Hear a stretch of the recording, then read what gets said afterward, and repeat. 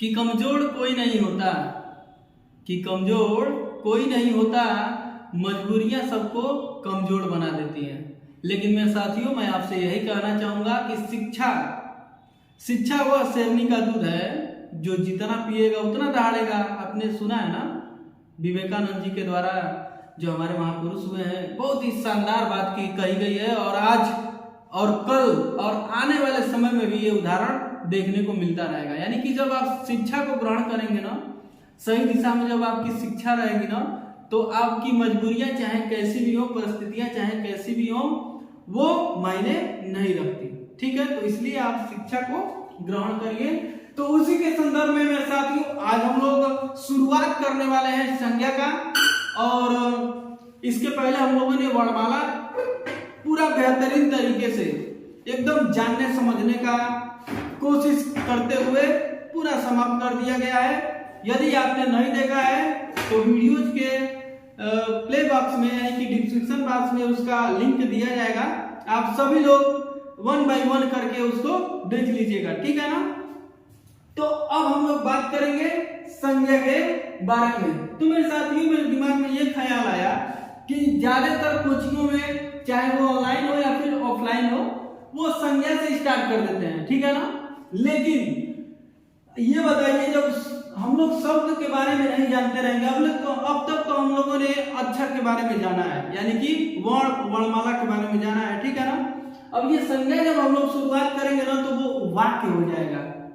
यानी कि किसी व्यक्ति, वस्तु, स्थान के नाम को संज्ञा कहते हैं। The noun is the name of person, place और thing. Any name is a noun, also including feelings. Okay, तो इसलिए शब्द क्या होता है, यानी कि शब्द भेद क्या होते हैं, इसको भी जानना अति आवश्यक होता है। तो आइए हम लोग सबसे पहले शब्द के बारे में जानते हैं, ठीक। तो उसके बाद हम लोग संज्ञा को जानेंगे।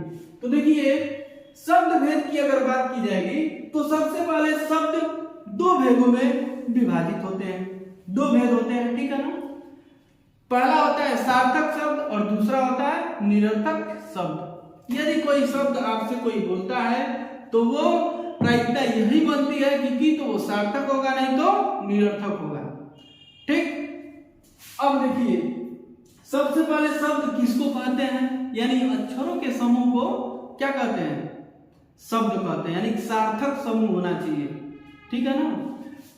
तो इसमें एक सार्थक शब्द आएगा और एक निरर्थक शब्द आएगा। अगर बात करिएगा, देखिए तो थोड़ा एक एग्जांपल, क म ल, यह भी एक शब्द है ना।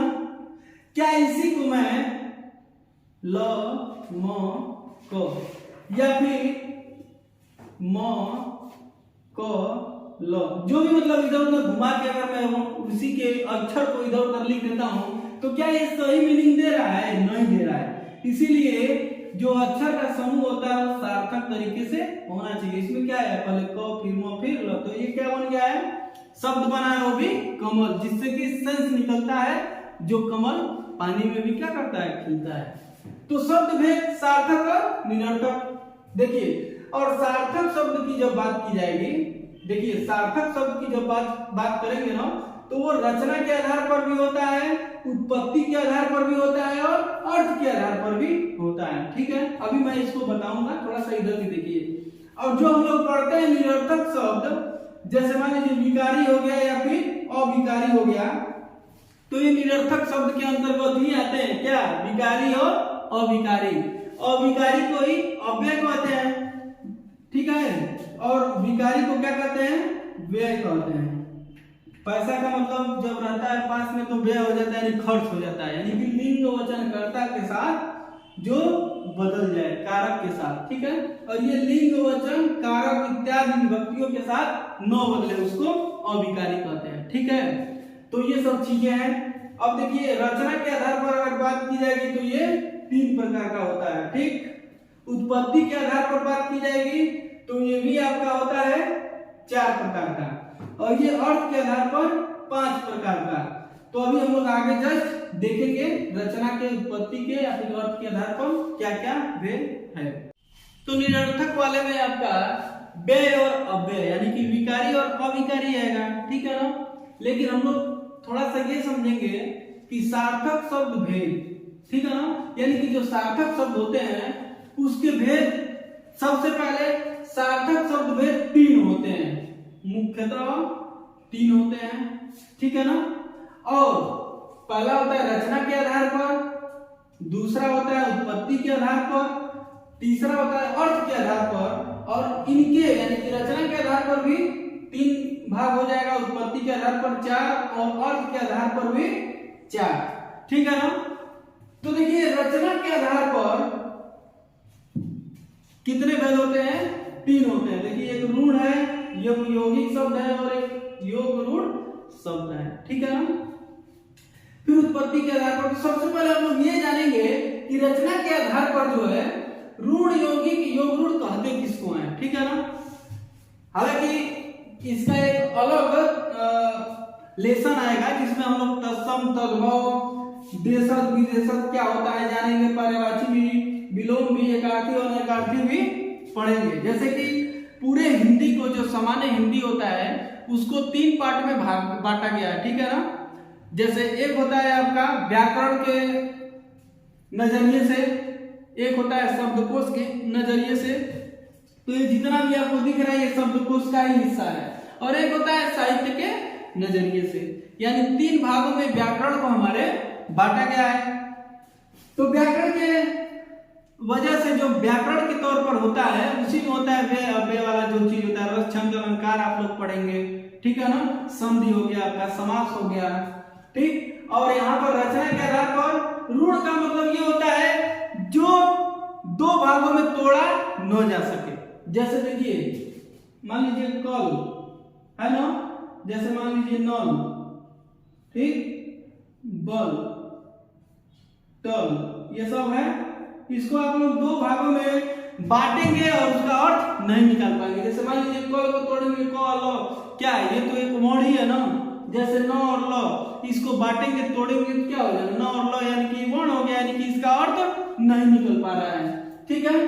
तो इस तरीके से ये क्या हो जाएगा आपका ऋण के अंतर्गत आ जाएगा। यौगिक का मतलब वह होता है कि जिसको हम लोग 2 भागों में तोड़ देते हैं और अलग अलग अर्थ भी आ जाता है, ठीक है। जैसे मान लीजिए विद्यालय है, तो विद्यालय को तोड़ेंगे तो विद्या धन क्या हो जाएगा, आलय, ठीक।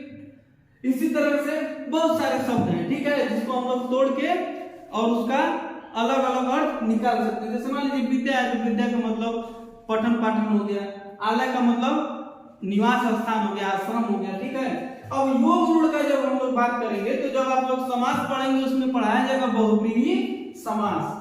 तो जब बहुव्रीहि समास हम लोग पढ़ाते हैं तो नीलकंठ हो गया, गजानन हो गया, ठीक है, जो मतलब कि एक पद और दूसरा पद मिल करके किसी तीसरे पद की ओर इशारा कर देते हैं, तो उसी को कहते हैं बहुव्रीहि समास भी, और योग ऋण भी उसी को कहते हैं, ठीक है ना। जैसे मान लीजिए लंबोदर भी हो गया, यानी कि लंबा है उदर जिसका, यानी कि गणेश, ठीक है ना। यानी दोनों लंब और उदर मिल करके, यानी लंबा और पेट मतलब बाहर निकलना, दोनों को जब संयोग करते हैं तो क्या बन जाता है, गणेश जी की तरफ हो जाता है। नीलकंठ का मतलब नील धन कंठ, यानी कि नीला, नील का मतलब नीला, कंठ का मतलब क्या होता है, कंठ, तो नीला है कंठ जिसका, यानी कि शंकर जी। तो ये योग ऋण के अंतर्गत आते हैं, ठीक है। अब उत्पत्ति के आधार पर, यानी कि जो शब्द है उत्पत्ति, यानी कहां से हुई उत्पत्ति, किसी शब्द की उत्पत्ति। सबसे पहले देखिए जो भी शब्द थे वो तत्सम थे, यानी कि जब उत्पत्ति हुई किसी शब्द की तो वो तत्सम के अंतर्गत आए, ठीक है ना।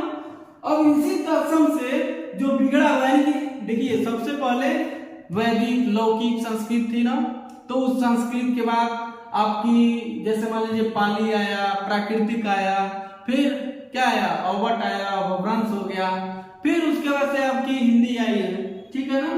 तो उसी प्रकार से संस्कृत का जो स्वयं का स्वयं क्या हो, संस्कृत के ही शब्द हो, वह तत्सम के अंतर्गत आते हैं, यानी कि जो बिगड़ा हुआ न रूप हो।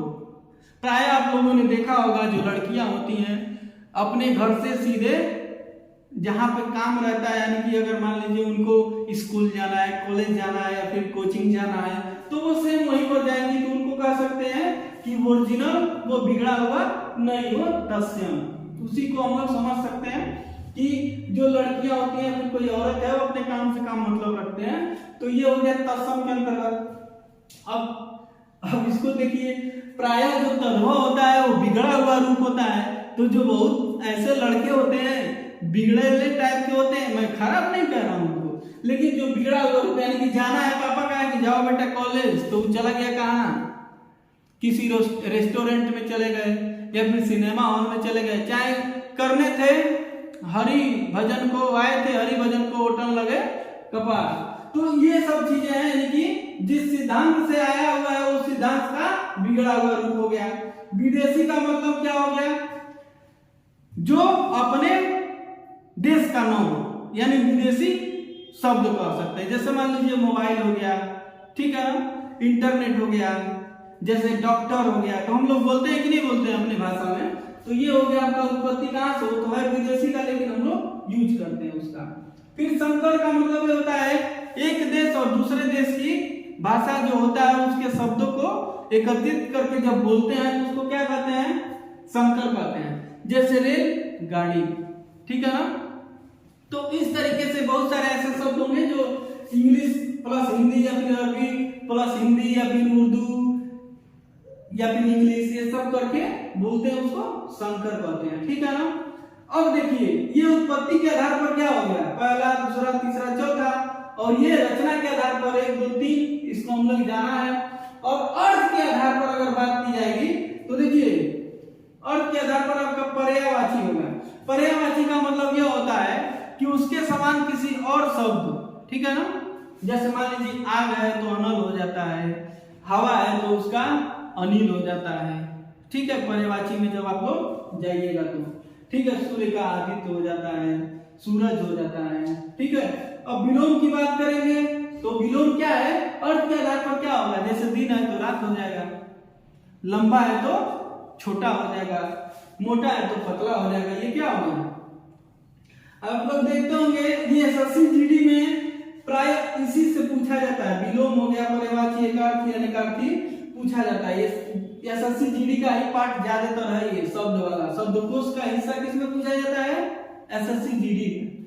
तो एकार्थी का मतलब होता है कि जैसे मान लीजिए किसी ने कोई कुछ कहा जिसकी उपमा दी जाए तो उपमेय हो गया। तो जैसे कोई वाक्य बोल दिया जाता है और उसको एक शब्द में लिख दिया जाता है। अनेकार्थी का मतलब क्या हो गया, अनेक अर्थ, जैसे अंश माने होता है भाग, हिस्सा, ये क्या हो गया, अनेक अर्थ हो गया कि नहीं। एक जैसे मान लीजिए कोई कहा भाग तो उसका अंश भी कह सकते हैं, होता है ना। अरे उसके अंश में नहीं था, उसके अंश में बच्चा नहीं था, तो उसके भाग में बच्चा नहीं था, अरे उसके हिस्से में खेत नहीं था। ये देखिए एक ही चीज को मैंने कई बार बोल दिया कि नहीं बोल दिया, तो इसको अनेकार्थी शब्द कह देते हैं। तो इस प्रकार से थोड़ा सा एक बार और अनेकार्थी हम लोगों ने जाना ही था। सार्थक शब्द भेद में क्या आएगा, सार्थक शब्द भेद में आएगा आपका, और निरर्थक वाला हम लोग जान चुके हैं, जैसे कि व्यय और अव्यय, यानी विकारी और अविकारी है, उसको हम लोग पढ़ेंगे, जिसमें संज्ञा भी आएगा, सर्वनाम भी आएगा, क्रिया आएगा, क्रिया विशेषण आएगा जो अव्यय है, समुच्चय बोधक हो गया, संबंध बोधक हो गया, विस्मय आदि हो गया, ये किसमें आएगा, ये आएगा अव्यय में। अव्यय वाले में क्या क्या आएगा, संज्ञा आएगा, सर्वनाम आएगा, क्रिया आएगा और विशेषण आएगा, माने 4 होते हैं। वैसे निपात भी हो जाता है, वाच्य भी हो जाता है, कारक भी हो जाता है, लिंग वचन भी, सब किसमें आते हैं, व्यय और अव्यय में। तो इसको व्याकरण का वो भाग होता है, उसको हम लोग व्याकरण तौर पे ऑफलाइन क्लास में चल ही रहा है वो, ठीक है। तो इस तरीके से ये सार्थक शब्द भेद को मैंने बहुत ही अच्छे तरीके से और शॉर्ट वे में समझाने का प्रयास किया। अगर आपको मेरे समझाने का जो ये कंटेंट है ये आपको अच्छा लगा तो प्लीज चैनल को लाइक शेयर सब्सक्राइब तो अवश्य करिएगा, ठीक है ना। तभी आप हमारे भी सच्चे साथी हैं और उन मित्रों के भी आप सच्चे साथी हैं जिन तक आप पहुंचाएंगे, क्योंकि ये आपका कर्तव्य है, आपका दायित्व। तो इतना मेहनत किया जाता है आप ही लोगों के लिए, तरह तरह की वीडियो आपको यहाँ पर मिलता है, हिंदी मिल ही रहा है, जीएस मिल ही रहा है, मैथ, रीजनिंग वगैरह बहुत सारी चीजें यहाँ पर प्रोवाइड की जाएंगी। तो चैनल को लाइक करने में मुझे नहीं लगता है, सब्सक्राइब करने में बहुत बड़ी बात है, या फिर किसी पैसे का भी कोई मांग नहीं रखा जाता है। आप लाइक करेंगे, सब्सक्राइब करेंगे, उसका 1 रुपया आपका कटना भी नहीं है, ठीक है ना। तो आज के लिए बस इतना ही। जय हिंद।